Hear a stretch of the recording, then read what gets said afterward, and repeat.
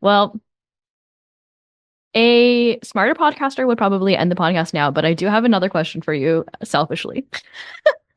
And it is related to SIEM and SOAR.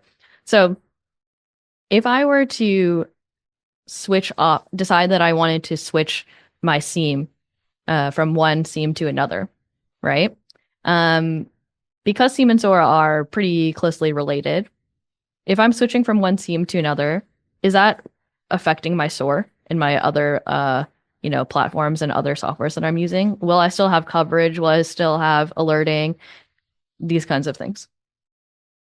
I will answer this as an architect. So architect, before you do that, you're going to use SOAR provider and you ask the SOAR provider, we're switching from SIEM A to SIEM B.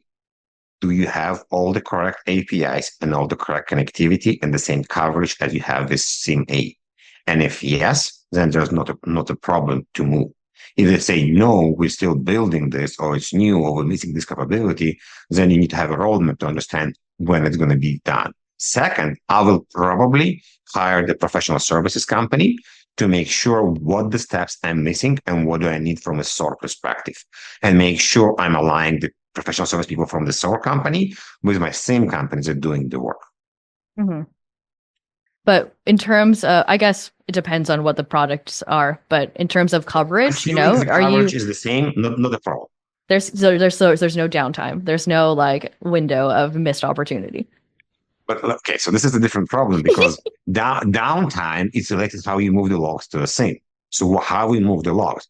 So if we speculate what we can do if there's a logs, I may start duplicating the logs to my new SIEM and Okay. not just do that. So I will use a product. We're not going to go to product name, but I can use a product that will put in front of the SIEM that will collect the logs, and then this product will start distributing the logs to my old SIEM and to my new SIEM until I build all the logic in my new SIEM. My SOAR will still work with my old SIEM until I know I'm into the point when my new SIEM is up to date, and then I switch the SOAR to the new SIEM and make sure I'm still getting the same and disconnect. Now we Okay. go to the professional services part and SOW, you Yes. know? Okay. Okay. Okay. Okay. Okay. That makes a lot of sense. Yeah. That's just been something random that's been on my mind that's like No, it's fine. semi-related, but not really related. So No, thank you so you much. will be surprised how many times we spoke with people to explain the logic. And in the beginning, it was a surprise from a customer. We'll tell them, by the way, it will take approximately 6 to 9 weeks, or maybe 12 weeks. It's like, why so long? Because if we do it in 2 weeks, you're going to be screaming on us in 4 weeks because we forgot XYZ. There is a process, understand you have all the assets, understanding we have all the information, we have all the correct logic, we're removing the false positive.